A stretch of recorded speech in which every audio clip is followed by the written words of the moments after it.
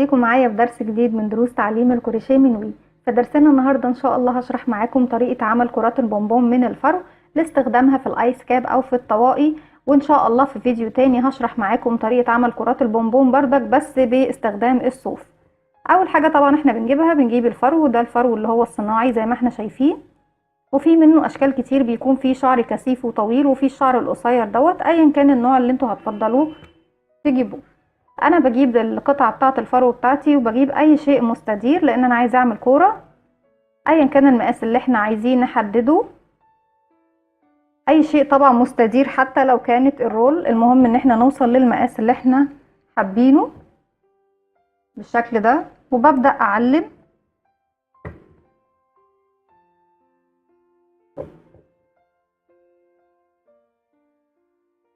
بعلم مكان الكوره بتاعتي بالشكل ده. بسم الله. طبعا هو عشان اللون غامق بس مش باين العلامه قوي، بس ان شاء الله هنحاول نوضحها. وبعد كده بجيب المقص بتاعي وببدأ اقص زياده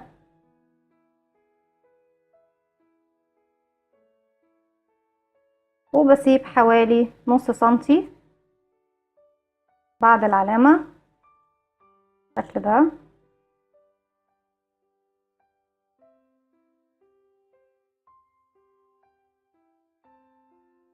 بحيث ان احنا نخيط في المكان اللي احنا سيبناه زي ما احنا شايفين كده.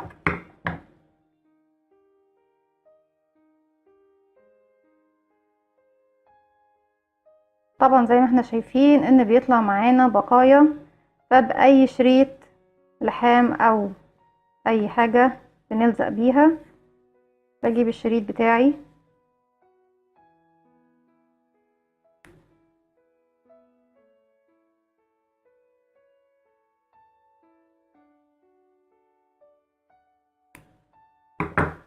ولو طبعا متوفر الاكبر يكون احسن.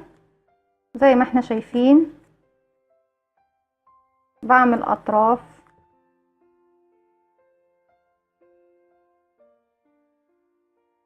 الفرو بتاعي بالشكل دوت، بحيث بيطلع لي طبعا الجزئية كلها اللي هي هتطلع لوحدها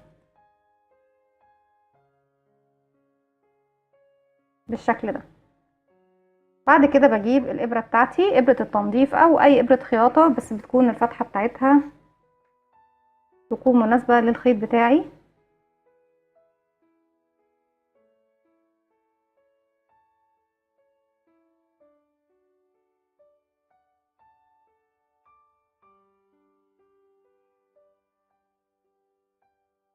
بالشكل ده.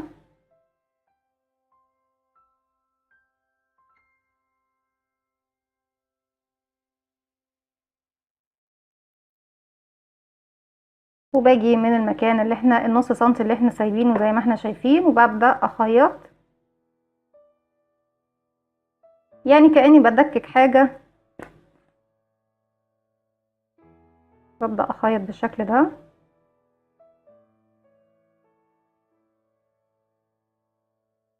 وبلف حول الدايرة كلها، حوالين الدايرة بتاعتي كلها بالشكل ده. والادوات من ضمن الادوات اللي احنا بنحتاجها، احنا بنحتاج للفايبر والابره زي ما احنا شايفين بتاعه التنظيف، والمقص طبعا، وشريط اللحام، والقلم او اي شيء مستدير زي ما احنا شايفين، حتى لو كان غطا لعلبه.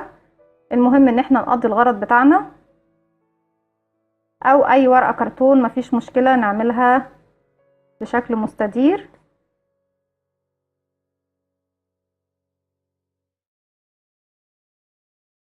بالشكل دوت. هكمل خياطة الدايرة بتاعتي وهرجع كده. خلاص انا خيطت الدايرة بتاعتي كاملة زي ما احنا شايفين. هبدأ اشد الخيط بتاعي واحدة واحدة بالشكل ده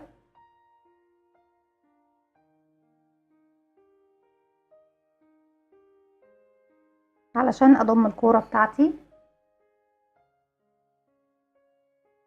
وبظبطها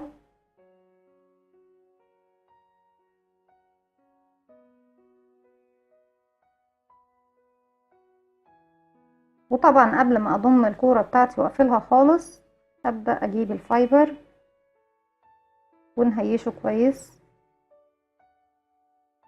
وطبعا حجم الكورة يرجع لكم، حابين تعملوا كورة اكبر طبعا بنكبر حجم الدايرة بتاعتنا.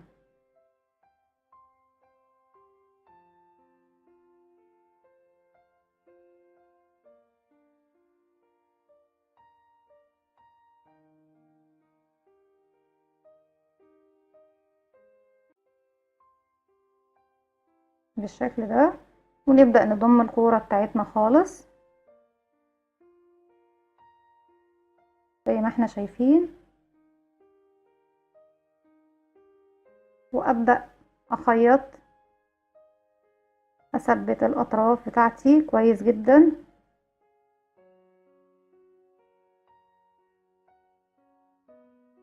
لغاية ما أقفل الدايرة بتاعتي وأثبتها بحيث إن هي ما تفكش مني تاني خالص. بيكون شكلها لطيف جدا وشيك جدا في الايس كاب، وزي ما انتوا شفتوا كمان هي قد ايه سهلة.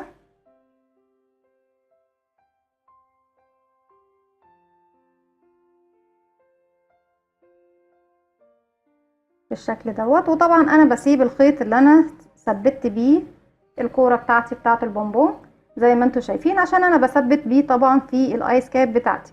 انا جبت اللون الرمادي الجراي لاني انا هعمل معاكم ان شاء الله في فيديو تاني هنعمل مع بعض ايس كاب باللون الرمادي. النهارده دي كانت فكرتنا، او الفيديو دوت دي فكرتنا فيه. اتمنى يا رب ان هي تنول اعجابكم. لو عجبكم الفيديو اعملوا لي لايك وشير وسبسكرايب، واستنوني في فيديو جديد من وي.